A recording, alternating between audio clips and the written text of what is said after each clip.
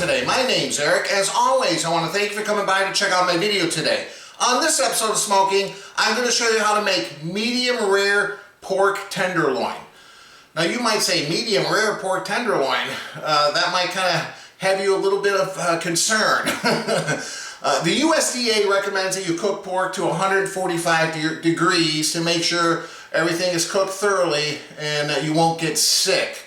But when you sous vide cook things, you are able to cook it at a lower temperature, because that 145 guideline basically will kill any kind of germs within 2 to 3 seconds of the meat hitting that 145 degrees. And if you're cooking it on the grill or something, it's going to carry over to 150, 155, and then it seems to dry out. Cooking it sous vide, you're cooking it precisely at a certain temperature and holding it there. So I can cook this at 134 degrees, a full 11 degrees below the recommendation, and be able to still eat it safely, because instead of just being at that temperature for a few seconds, we're going to hold that temperature for several hours. So it's the only way that you can achieve results like this is through sous vide cooking. So this is going to be a very juicy pork because you're not going to dry it out by cooking at that higher temperature. And some people might be a little turned off because this is going to have a little bit of a pink tinge to it when we slice it. But believe me, it's absolutely delicious. So stick around, guys. I'm going to show you how to do this step by step. Let's get cooking.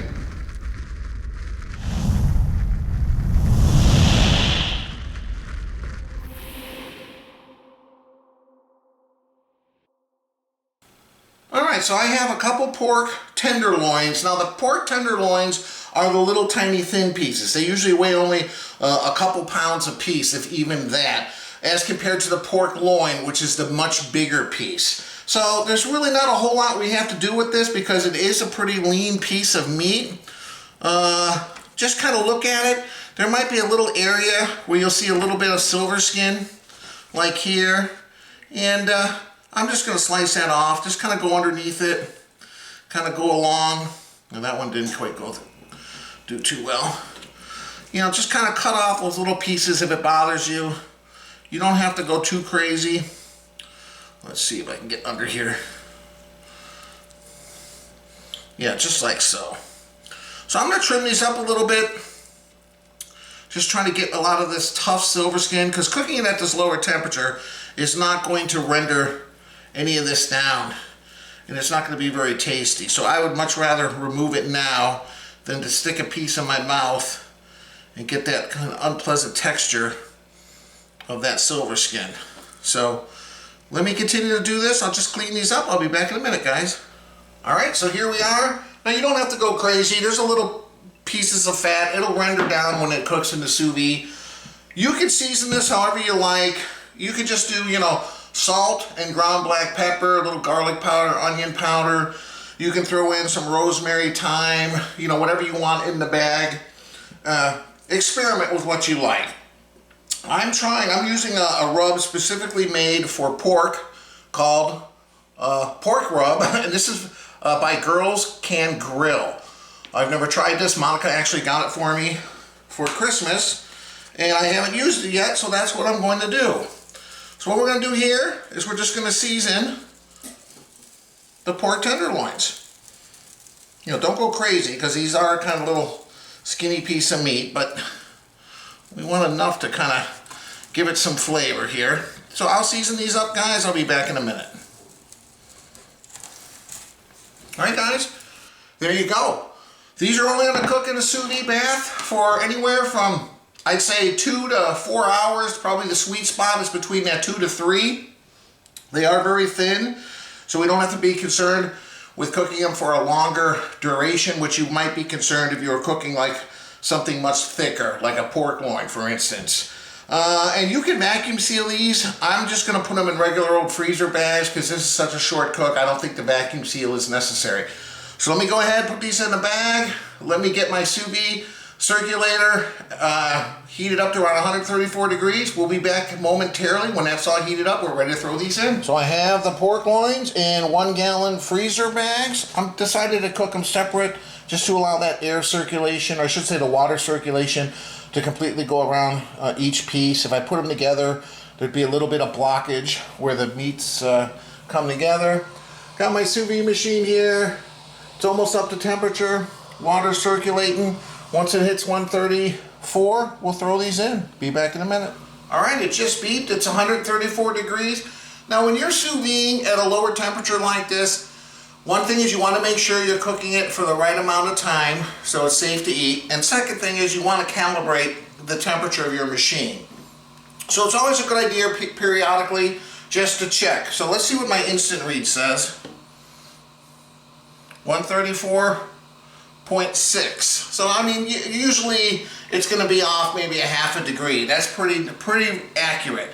But it's going to hold that temperature right at that 134.6 degrees, which is what we want. Okay.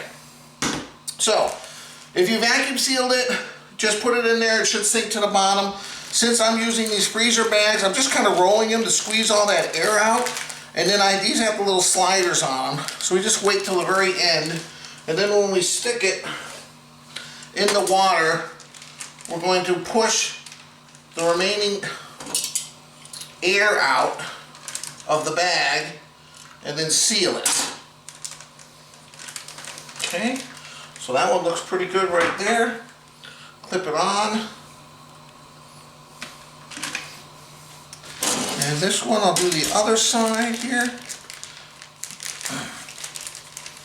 And always make sure too, these don't weigh that much, but I found out the first time I sous vide a big piece of prime rib, I filled up my container all the way to the top, and then when I put the prime rib in, the water came overflowing. So don't overfill your container, is basically what I'm trying to say, because when you put the meat in, it's going to take up water space. Alright, so now what we need to do too, besides keeping track of how long it's in the water, is we want to make sure it remains fully submerged. All the meat. So these are pretty heavy. They look like they're sitting pretty firmly towards the bottom. I'm just using a heavy spatula here, and I'm just kind of laying it across both pieces of meat. Just a little extra safety to make sure, because sometimes later on in the cook, some juices and stuff from the meat will be released. There might be a little bit of air in the bag that could cause it to float to the surface, and we don't want that. We want it fully submerged. So that's it. I'm going to go anywhere between 2 and 4 hours. That's another great thing about sous vide. If you're busy trying to make a side dish, you're doing something else, it's been in 2 hours, you can let it go another hour or two. It's not going to make a big difference. With these being so thin, I wouldn't go over 4 hours, because then you're going to really change the tenderness of the meat, and it might be a little too tender or too mushy. So we want that sweet spot between 2 and 4 hours. That's it, guys. I'm getting thirsty. I'll meet you guys downstairs for a beer. I'm going to relax, have a beer while these are cooking in the sous vide bath. See you downstairs. All right, trying something new from New Belgium, Blaze Lightning IPA. All their cans have this form of this skeleton-looking guy. Now it looks like he's wearing a cowboy hat and like ski glasses. They're out of Colorado, I believe. Let me see. Fort Collins, Colorado. And I saw something here with the alcohol content. 7.3% alcohol. Blaze Lightning IPA. That's what I'm having. This is my son Kyle. Hello. And Kyle's having something looks very unique. Since 1936, Orgina, sparkling citrus beverage. Orangina. That's what I said, Orgina. Orange. No, there's no E. It's Orangina. Yes. Orangina. Orangina. Right? Yeah, Orangina. Orangina. You forgot the important part. Oh, the S. Sa Pope. See on the bottom there? Este Pope. Plupe? No, it's pulp, no. Like pulp Yeah, and he's orange a little juice. dyslexic, guys. It's Orangina. That's all I can say. Este de Pope. The Pope. Orangina. The Yes, Pope. they do. Orangina. Not Orgina. It's not orgy. It's Orangina. Well, whatever. There's an N. Yeah, but O-R-A-N-G. Orangina. Orangina. Yeah, not Orgina. See, Mom was saying orange. Orangina. Orange would have an E on the end of it. No, it doesn't. Okay. Orangina. Et sapulp. It says Extra slightly poop. shake to mix. So Okay, well, is it not carbonated then? it says it's sparkling citrus beverage, so I'm curious. I wasn't paying attention. This is light. That should be good. Alright.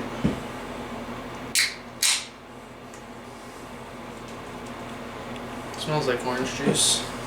Blaze Lightning IPA. It is carbonated. Well, very little, apparently. I don't know. If you were shaking, it should have fizzed up like crazy.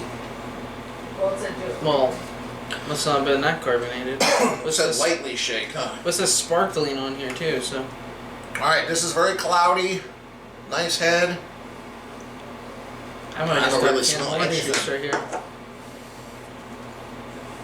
Maybe a little bit of tropical there. Very faint. Alright. Cheers. Cheers to our viewers. Thanks for stopping by, guys.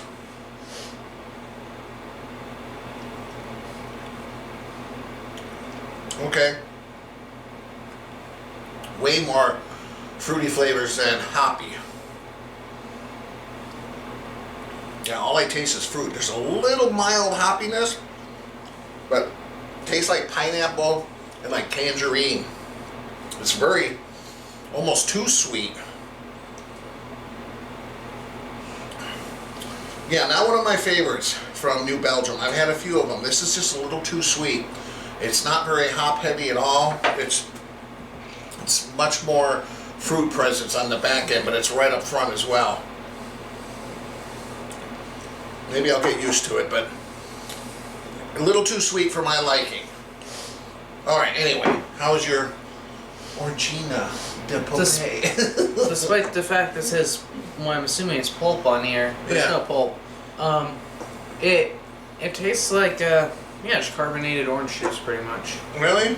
Yeah. Product of Belgium. Let's see. Carbonated water, it says, and then orange juice, lemon juice from concentrate, orange mandarin, orange peel extract. Okay. Huh. Would you have that over, like, say, a soda? No. No? No, I don't know. I know Trader Joe's used to have something like that they had. I think they had a grapefruit one and an orange one. They used to sell in a big bottle. That was pretty tasty. I like juice as it is, so if I'm trying to drink healthy, I'll just drink juice. If I want to not drink healthy, I'll drink soda. Okay, well, there you go. All right, guys. Well, Kyle and I will enjoy our drinks while the pork is cooking up in the sous vide bath, and I'll meet you guys upstairs in a few hours, ready to take it off, and then all we have to do is finish it with a sear, and dinner will be served. Cheers. See you guys in a little bit. Welcome back. It's been 3 hours exactly. Let me turn this off. These are done, like I said, anywhere between 1 and 4 hours. I think the 2 to 3 hour mark is kind of the sweet spot, because you do want it to get a little tender. Here we go. So what am I going to do now? I'm going to take these out of the bags. We got some other food getting ready on the stovetop. I'm going to dry these both off very well with paper towels, and then I'll take it outside for a quick sear on the grill. I'll meet you guys out there in a minute. Alright, so here they are. I've dried them off with some paper towels. I put them on this wire rack here because this allows air to kind of circulate. And like I said, just get some paper towels, dab them dry, wrap them up. We just want to get them really dry because that's going to help a sear. And you can sear these any number of ways. You can put them in a cast iron pan really hot with some oil and butter. You can put them on a charcoal or gas grill. I'm going to use my grill gun. I haven't used that in a while. But yeah, this will make a good sear on it in a few minutes. And it's okay to let it sit on here just for like 5 minutes because that core temperature has been cooked at 134. We just want that to come down maybe 5-10 degrees, so when we sear it, we're not going to overcook it or overshoot the original sous vide temperature. So that's it, guys. I'll meet you guys outside. We'll give these a quick sear, and then we'll go from there. All right, so I have the pork tenderloins on my kettle grill here, just kind of hanging out. It's cold, kind of giving it a second to cool down. What I'm going to hit it up with for the sear is the grill gun. Now, if you don't know what this is, I'll leave a link below. This is like an intense flamethrower. Look at this thing. It's going to put an intense sear in this. Yeah, one of my favorite things if you sous vide cook to put a good sear, you need that like a good torch. I haven't used this in quite a while, so I'm kind of looking forward to this. And just to show you here, turn it on there. That's just regular. And then when you kind of pull the trigger on this thing, it gets real intense. Let's go for it.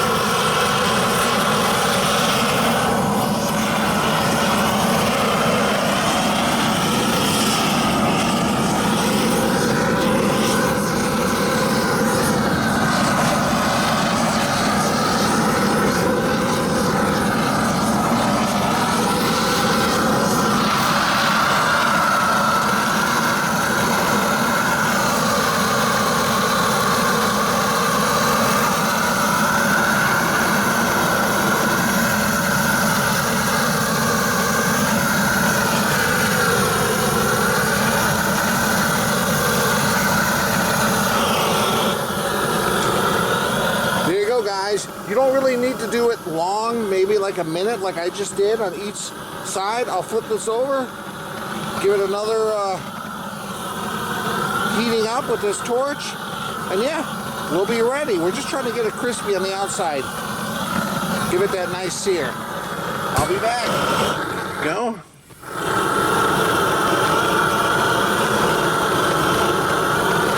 Like another 45, 60 seconds on each side. We're done, guys.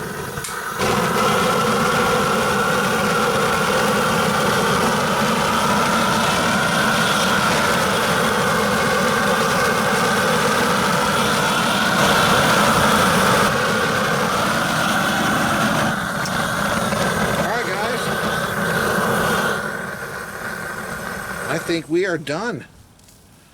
Let me bring these inside. Let them rest for a few minutes. Yeah, just exactly what we wanted. Little crust. Meet you guys inside. All right, here they are. Just want to kind of let them rest for a second before you slice into them. You see how that torch grill gun gives a nice sear.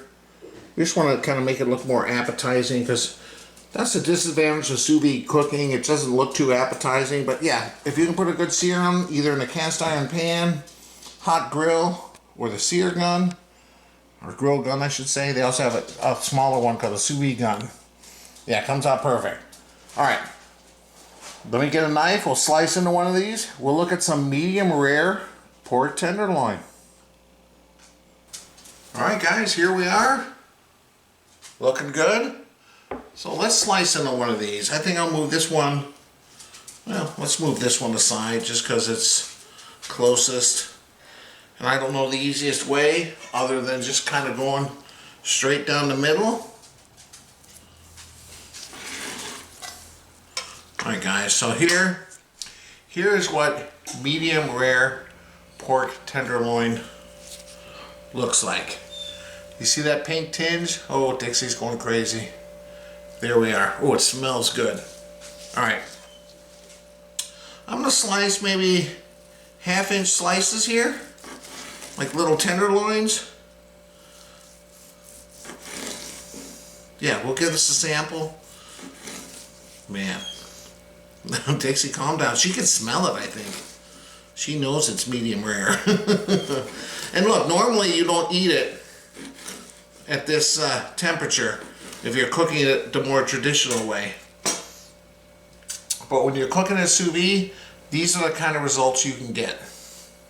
Alright, let me slice some more slices up. We'll be back. Alright, one whole one there, one sliced up. I'm hoping the camera is going to pick up the tint of this color. It's not like that dried out white you normally see with a pork loin or pork tenderloin. In this case, it's red. It's got some juiciness to it. You can see the liquid on the cutting board here. And you can only achieve this cooking at sous vide, guys. All right, be back in a second. Get the family out here, give this a taste. Welcome back. I'm here with my family, my son Kyle, my wife Monica. Hey. All right, I cut up a few slices here. I know it looks kind of, you might be a little concerned because it's so pink. Take a piece. Cheers. Interesting. It's very juicy. It's like dripping juice. Okay, let's give it a taste.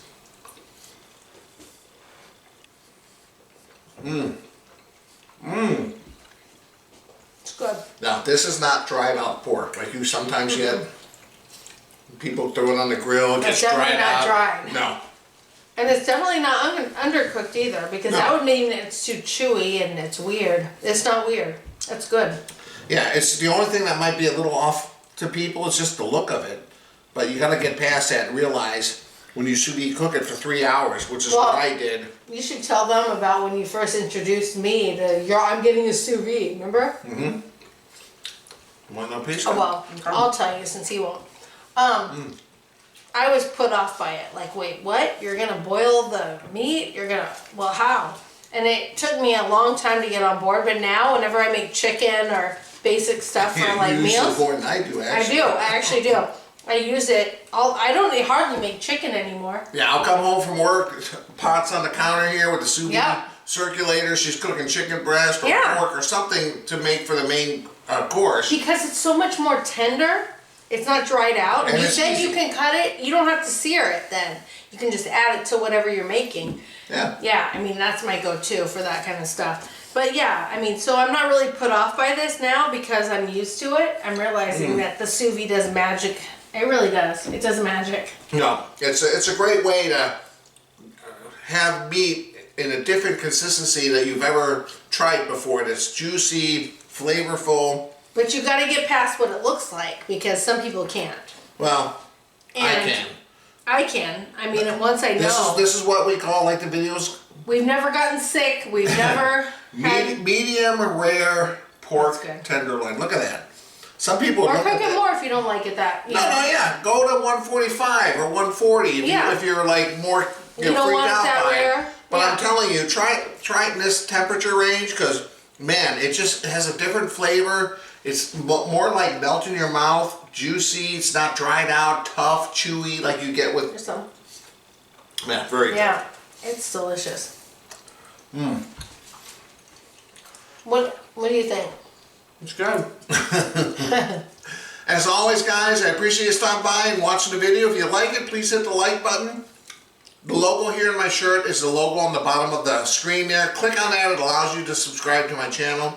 And I'll leave a link above and below to my website, ericsmokingbbq.com. That's where I feature all my videos, recipes, the whole bit. Go check that out. And thanks for stopping by. I can't stop eating this. It's so juicy and flavorful. I want to plate it out though with all our sides. Yeah. You made some Green beans, side- mashed potatoes, gravy, mac and cheese. Yeah, we're gonna have a whole meal. Whole- Yeah. And try this recipe if you got a sous vide machine. The pork tenderloins are typically on sale. They're not that expensive, a few bucks a pound usually. At the most. Yeah, I got both of these for $10. So I mean, typically when we see them and it's a good deal, it's like $2 a pound. yeah, I mean, So I mean, you're not find going to see it too crazy high. It's a pretty good cut of meat that is inexpensive. It's very flavorful. Yeah. Again, guys, thanks for stopping by. We'll see you next time. Bye. No? Yeah. Kyle's going for the big piece. Oh yeah, go for it. All right. Just melts in your mouth. Let me get plated for him.